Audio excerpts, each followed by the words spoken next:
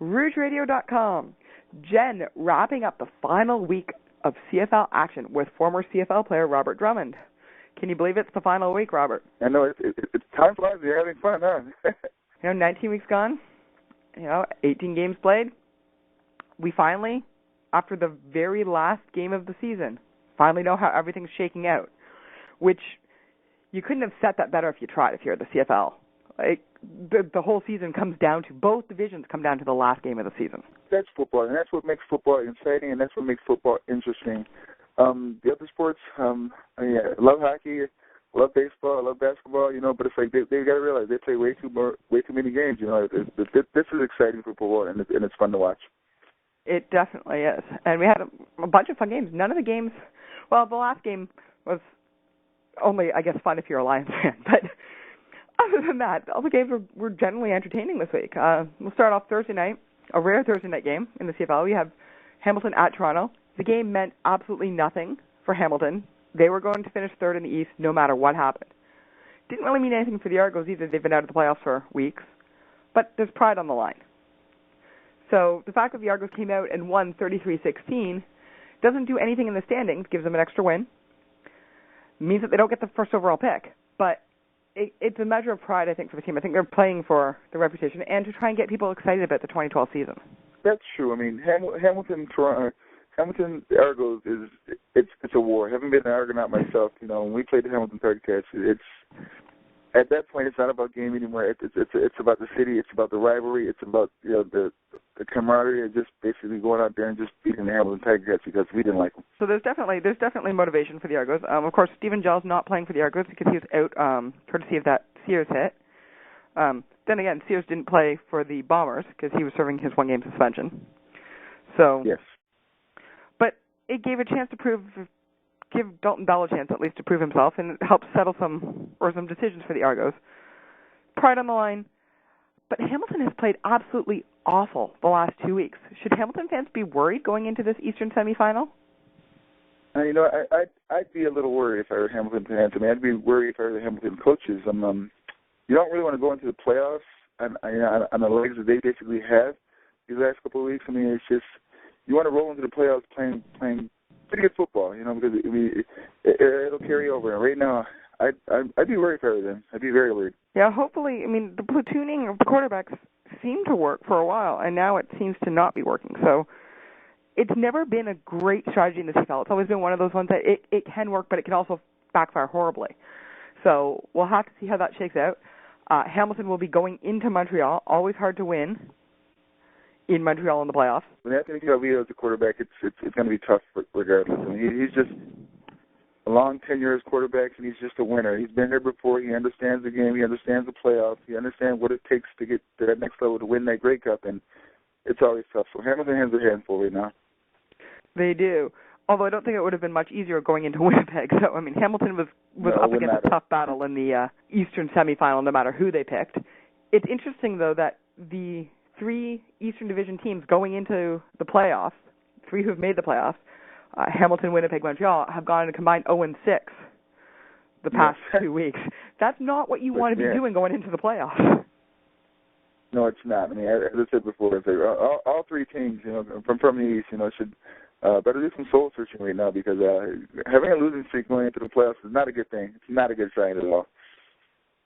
It's not, and it's looking like the West might be the favorite going into the Grey Cup. Yeah, I would agree with that. Yeah, but which Western team is it going to be? Because that whole division looks really tough. It'll be interesting to watch and see. It's going to be fun football the rest of this year. It definitely is. Oh, the playoffs are always fun. BC has that extra little bit of desire since they're playing the Grey Cup. The Grey Cup's at home, right? You want to play in your Grey Cups when they're at home. Correct. You definitely do. And it's all the incentive and all the motivation in the world to play that much better. Because the Grey Cup's in your backyard. It is. The Friday night football game meant something for one of the teams, nothing for the other team. Saskatchewan, it was Ken Miller's last game, though. So, they wanted to go out on a win for Ken Miller. Sad to see him go. Great person, great guy, great for the league. But at 70, I can kind of understand why he wants to hang it up football is a fun sport. It's a sport that most guys play since they've been children. At some time, the game passes you by. You have to hang up your cleats. And I myself, I realized at some point, I don't want to get beat up anymore. This game has been fun. All the Grey Cups, all the guys you meet, all the camaraderie of the game and going in the locker room. But at some point, it's not that it doesn't become fun anymore. It becomes, it becomes drab and dreary to you. So at some point, you play your last game, you realize, all right, the game's passed you by. It's time to hang up the cleats. It's a sad day, but in the end, it's you look back on it and say, what a career ahead, Exactly, and as much as that is for the player's point of view, for a coach who are generally there long before the players get there and stay long after, you can kind of understand why Coach Miller has had enough, because I don't know any CFL coaches who, put in a 9-to-5 workday. It's, all day, every day. It's a long season. Oh, you don't have to tell me. Yeah. You got it. The Eskimos, though, were playing for the chance to host a playoff game, if nothing else. All three Western teams went in tied. So now we know with that victory over the Riders that we knew that Edmonton was going to host a playoff game. We just didn't know if it was going to be the semifinal or the final. Now we know, as a result of Saturday's action, that it's going to be the semifinal. They're going to be hosting Calgary. Yes. They had something to play for. They went out. They played well. The Eskimos looked good. The Riders obviously had that extra motivation of their coach retiring. It was a hard-fought battle. Edmonton ekes it out in the end. But great game. Messam looked great. You had a lot of, excitement and action in the game. Bowman with the pair of touchdowns. Nobody seemed able to tackle him.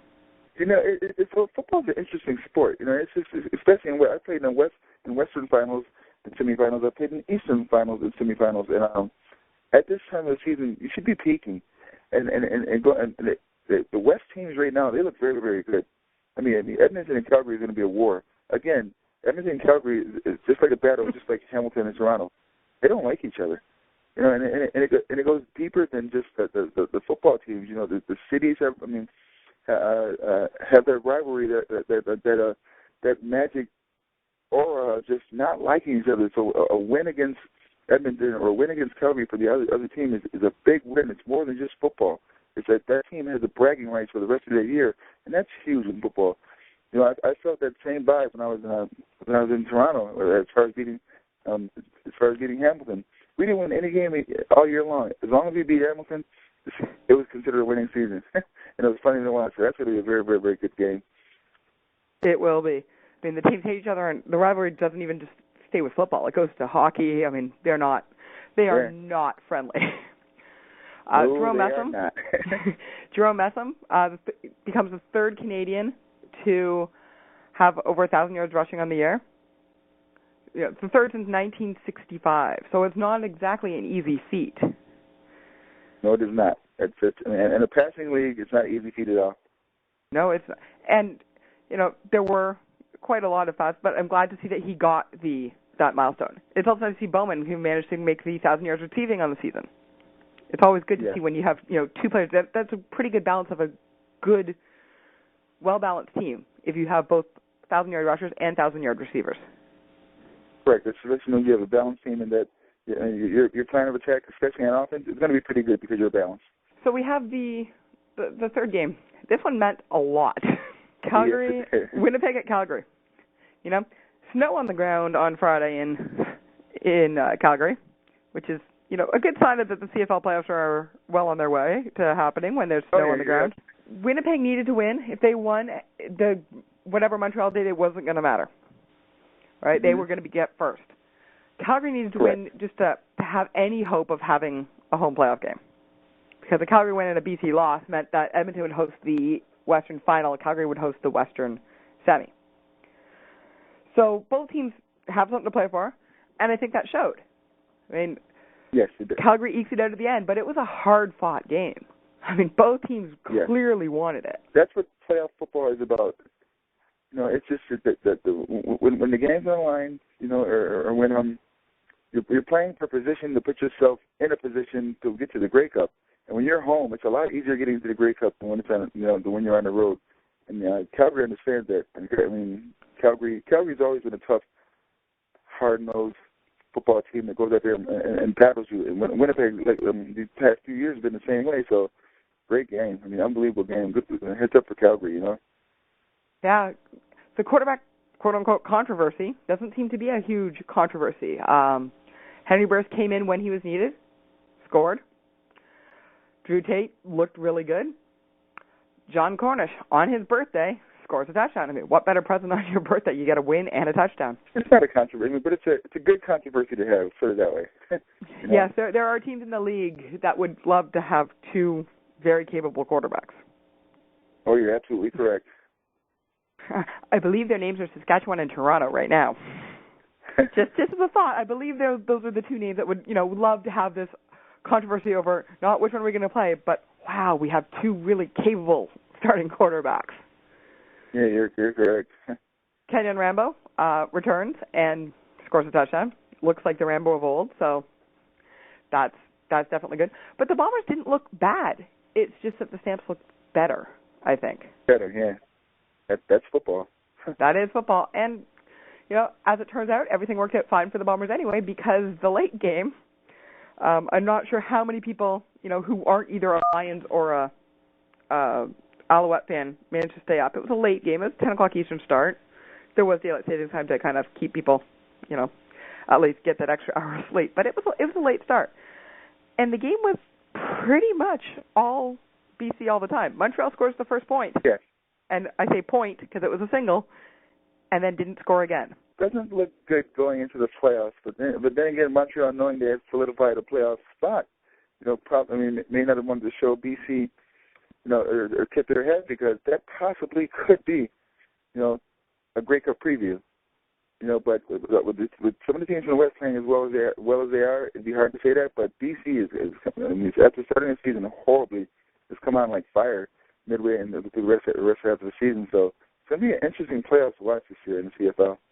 Oh, it is. I mean, they're always interesting. This year, it really is anybody's game. It's up for grabs this year. It is.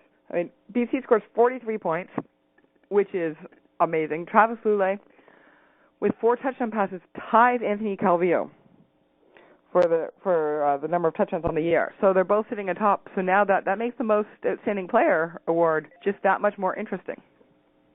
Yeah, it does. But I think after Calvillo, the accomplishment he had for all the yards passing this year, my gut tells me that that's going to tip the voters, in his direction because of that award. But it's just like it's a pedestrian year for Anthony Calvillo as far as quarterbacks. And that's saying something. I mean, that says something about Anthony Calvillo. When you have the kind of season he's had, it's not exactly a bad. I mean, he's got 5,251 passing yards. Yeah. And yet it's a pedestrian year. That's Anthony Calvillo. But it just lets you know about his greatness and how good he is and why he accomplished what he did accomplish. Oh, exactly. He sets a number of records. But moving on into the most, we had the player awards nominees for each team announced this week. The question is, yes, he had a great game, or he had a great season. He set a whole bunch of career records. Does that make him the most outstanding player on the Montreal Alouettes? Or, as a lot of people have suggested, should it have been Jamal Richardson? That's up to the individual. I mean, it's hard to separate the two. I mean, yes, Anthony Lee didn't have. I think it's Jamal Richardson. But I mean, the vote went to Anthony Calvillo, so we have to go with the voters' vote. It's a really tough decision because if Anthony Calvillo isn't on, then Richardson doesn't get any of the numbers that he's got this year. You have that chicken and egg phenomenon, I guess, where it's not entirely sure. You have Travis Lulay nominated for the BC Lions. Yes. Obviously he proved that he wanted that award. He did prove that he definitely, the 4 touchdown passes he kept going out there, definitely is a strong candidate. Ricky Ray? Yes. Another good candidate because, I mean, when you think of how bad the Eskimos were last year, for him to come back, and he's had a whole bunch of injuries at wide receiver, losing Fred Stamps. I mean, he's had his number one target was gone for a good portion of the season. So he's definitely in there. Nick Lewis, the heart and soul of the Stamps. I don't think the Stamps are even competing for a playoff or for a home playoff game if Nick Lewis isn't there. Yeah, I agree. Weston Dressler. Yes, every team has to produce a most outstanding player. No, it's very unlikely that a team that didn't make the playoffs is going to have their player win. But There was no Andy Francouz, there was no Rob Bagg, and Darian Durant had an off year. So Dressler had 1,000 yards, even given those circumstances. That's a pretty good record. If Javon Johnson... I completely agree. Yeah, Javon Johnson for the Bombers. Again, the league leader in interceptions. Game changer. You can't argue with that. Justin Hickman, 12 sacks, 46 tackles. I mean, he brought fear into opposing quarterbacks every time he stepped on the field for the Ticats. For some reason in football, it's about people get these nominations and then win these awards because of, not so much because of success, but because of winning. And I think that's what the writers look at. They look at, who's winning games. So let's vote for this board because they're the best team. It doesn't mean you have to have a great year, but they're just winning games. It's true. And Chad Owens, because, it takes away from talented players. It really does. Talented players get overlooked sometimes. Oh, exactly. Chad Owens, record-breaking season, first player in professional football history, not just the CFL, but in professional football history, to have back-to-back 3,000 all-purpose yard seasons. Yeah. What an accomplishment for that young man. Exactly. And his career is nothing. Impressive. And he's still young, so Argo fans do have that bright spot to look forward to. And Montreal fans might be kind of wondering why they decided that he wasn't worth trying to keep. Because, Montreal with a really great return team would be almost unbeatable. Oh, yes, it would. I agree. So we have the most outstanding player awards. As you said, it's a lot of the time based on winning. It's a lot of the time based on offense. There are 2 defensive nominees, but only 2. Yes, there's a most outstanding defensive. There are defensive awards as well, but the most outstanding player, it shouldn't really matter what side of the ball they're on. No, it should not matter at all. It's who's the most dominant player, in the game, playing at this stage that makes the biggest difference, and that's what it should be about. It's not always about the offensive players. The defensive player could also be it also, Especially when you have as many interceptions or sacks as the 2 defensive nominees have. It's about game changers, and that's what it should be. Maybe you should change the awards on the most valuable game, not person, just a game changer. Who changes the game? Because defensive players do change the game also. The argument against for Richardson is obviously that he's averaging 110.8 going into the final game of the season. He was averaging 110.8 receiving yards per game. Right. The next closest to him was 81.7. When you're 30 receiving yards per game on average, higher than your next closest opponent, to me that makes you a most outstanding player. Yeah, I agree. That's huge. That's big. That's very big. Those are 110 receiving yards per game is just insanity. Wow. That shows he's had a couple of games where he's had under 100, which means that the games that he had over 100 are, well over 100. 41 receptions on second down that resulted in a first down. He's your go-to guy. If you're Montreal, here's a hint for Hamilton if they want to have a shot at going to the Eastern Final. You got to find some way to contain Richardson. Yeah, wow. Man, I'm kidding. Because if you don't, he has 655 yards after the catch. Another number. So not only does he catch the ball and tend to get a first down, he also runs after he catches it. Yeah, definitely. That's the catch. Yeah, you definitely have to. There's no way if you can't contain Richardson, no one. Montreal is just going to run all over you. Stats like that, I agree. Yeah, single season. He set a single season record this year too for 100-yard receiving games with 12 100-yard receiving games out of 18. He runs, he catches. I would have voted for him as the most outstanding player, but of course it's only the media. It's only the media in Montreal and the Montreal head coach who make the votes for each team, and then everybody gets to vote going forward once you have the team nominations. I would have voted for him also. If you go verbatim down the line and ask the players who they think was the most, even in Montreal, who the most dominant player this year were, they vote for Richardson. They would. Yeah, and unfortunately the players don't have a vote, which is I completely don't understand that. How are you going to ask the guys who are actually doing what it is you're voting on not to have a say in it? When I played, I knew who were the most dominant players that I played up against, and I could have told you, down the list, this player was great, this player was great, and with the year, the players are the writers are the ones. They're just looking at the game. They're looking at it as a fan. We were the actual players. We didn't look at it as a fan. We looked at it as a job. So if this player was good, he was good. You may not think so, but we know because we played against them. We know exactly the extra hard work that we had to do, just to prevent them from, either getting a sack or getting an interception or, some guys, get no recognition because they never let the players observe and explain to them who's a dominant player. Exactly. I think if you had the safeties and defensive backs of the CFL voting on the most outstanding player, I'm pretty sure Richardson would have been nominated. Oh, I agree. I agree 100%. Who's the one guy you don't want to have to cover? That would be him. Yes, he is the guy. So we talked a little bit about Coach Ken Miller retiring. We have a couple more retirements. Obviously, the only people who are really announcing their retirements right now are Argo and Rider players because their seasons are done. And it's early. I mean, it's, the season just ended, so there will be more retirements. It's sad to see a player retire, especially a young player.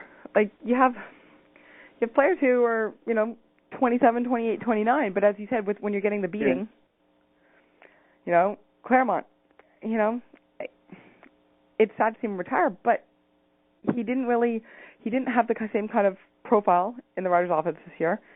And when you're getting hit week after week, there has to be some thought of, do I really want to do this again? I mean, if you can't, as an athlete, if you can't play at the high level that you're used and accustomed to playing at, it comes a time where you have to ask yourself, it's like, you know what, I'm not getting any younger, and I'm taking a beating in this game. I'm not the athlete I once was, and you have to go into the mindset of, maybe it's time to move on to the next phase of my life. It's the hardest decision an athlete has to make because you don't want to walk away from something you love to do. But, it's a decision that every athlete knows when it's time to walk away. There are a few guys that don't know when it's time to walk away and stay a little bit too long, but, for the most part, most athletes know, all right, it's time to hang it up. And that's a tough thing for you because now you're not going to be able to do the things play the sports you love to play since you were a little child. And that's a tough one. It truly is. I mean, I know when I retired, I know it was time, but it was a hard decision to make. But I mean, I know it was time because when I woke up after games feeling like I was in a car accident and it wasn't fun anymore, I knew it was time. Did you feel a twinge that next coming in the preseason, the season after you retired? Did you kind of feel the twinge like you almost wanted to be back out there? No, when I walked away, I never, me personally, I never second guessed myself. It's the enjoyment I have from football now is trying to teach young kids, especially my two sons. Also, the game of football, the way I loved it, the way I learned it, and when I see playoff football, especially when I retired, when I saw it, everyone always asked me that: Do you miss it? Do you miss it? Do you miss it? I mean, I truly don't miss it. I mean, I miss the guys in the locker room and the friendships that I made, just seeing the guys every day. But with Facebook and everything, you can talk to them all day long and just call them on the phone. So. It was fun. It was a great career for me. It was a long career for me, so I had all the fun and got the best out of the game of football. I still love the game to this day. The second retirement that's been announced was Brian Crawford of the Argos. Yes. Again, it's sad in that he only started playing in 2005, so he's not old. He could definitely keep playing, but it's a hard job. I mean, he was a great special teams player, but he's out on the field so often. You're taking tackles and getting hit. And his whole career, he only received 26 carries. You can kind of understand why he'd be more like, especially in the CFL, where you're not making enough money that it's a full-time career. Why you go to do something else? At some point, some guys who are not like the top-tier guys on a earning scale realize that, why beat your body up so much when you can go out and get a better-paying job and just not have to deal with some of the painful undertakings that come with football. For Brian, it's a decision he had to make. He felt that it was the right decision for him to make, and I can respect that, and he walked away from the game. I have a lot of respect for guys who can still play the game at a high level and walk away from it, realizing that maybe this just isn't their career choice at the moment. So I respect that. And Crawford is a highly smart, he's highly intelligent. I can totally see him going in and becoming a coach. Maybe not with Toronto, in that they already have a great special teams coach in O'Shea. I mean, Crawford outlasted 4 head coaches in Argoland, which is pretty amazing feat in itself. But, that doesn't necessarily mean the fact that you're walking away from being a player doesn't mean that you're walking away from the game. I mean, just because you retire from the game of football doesn't mean you retire from the game of football. As crazy as that may sound. Yeah. Oh, it's totally true. So we'll wait and see what happens. And I mean, I would not be surprised at all, given his academic career and his career at the university level, and then at the professional level, he could coach. He could be a really great college head coach too. So we'll wait and see what the future holds for him. Time will tell. Yeah, it will. So the final bit of news is the Grey Cup halftime entertainment has been announced. I guess it's great that, the topic was trending on Twitter. There's a lot of chat in the CFL community about it. Not all positive, but hey, they're getting word of mouth, which is what the CFL wants.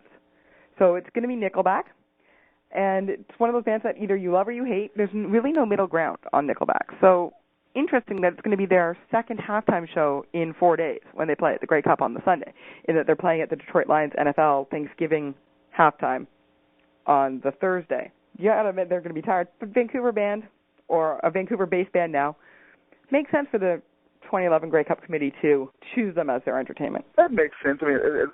I played in 5 Grey Cups myself, and we never saw the halftime show, so it really didn't matter to us. But I've heard Nickelback music, and personally, I like them. They're a good group, good band. I know it's smart of the city of Vancouver to put a locally based band, a big name band, and for the Grey Cup halftime entertainment. That's just smart marketing. It's very smart marketing. Well, and the Grey Cup already being sold out, it doesn't really, people have bought their tickets. Nobody waits to buy Grey Cup tickets based on who the band's going to be. The band doesn't really matter for Grey Cup. The Grey Cup is about the game, not about the halftime show. Well, and slightly about the parties, at least for the fans' perspective. There are some extracurricular activities outside of the game that are entertaining. So are you gonna go out to Vancouver for the Grey Cup this year? No, I'm not going out to the Grey Cup this year. My schedule is still insane. My schedule is more hectic now that I'm retired than it was when I was playing. No, but I definitely will find a way to watch the Grey Cup game. I always have and I always do. And now you can watch the halftime show. Oh yeah, absolutely. Now that you're no longer playing, you can watch the halftime show. I videotape the games the Grey Cup games that I've played in before also, and when I watch them sometimes with my sons, I videotape the halftime show for the first time. I actually get a chance to watch the halftime shows, and I was like, wow, that's pretty cool. They actually have them out here in the locker room. They just start laughing. Exactly. Well, this is our last time talking this season. Thank you so much, and I'm sure we'll reconnect next season. It's been lovely talking with you, Robert. Thank you very much. You also. And we'll wait and see how all of this shakes out in the upcoming playoffs. We got less than a month till the big game. Let's go. And good luck to whoever wins it. We'll be waiting and watching. Do you have a pick?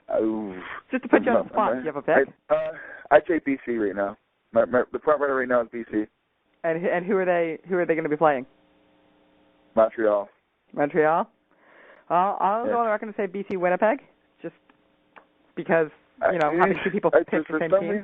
Cal Beal, just with what he's accomplished, he's a winner. He's just going to find a way to get it done. But when he gets to the Grey Cup, I just think BC. It's just something that tells me it's just BC here, and something that tells me that Cal Beal knows how to win. He does. He's been doing it for a long time. That he has. Well, we'll see which one of us is right by the when the final. Hey, it could be neither of those teams.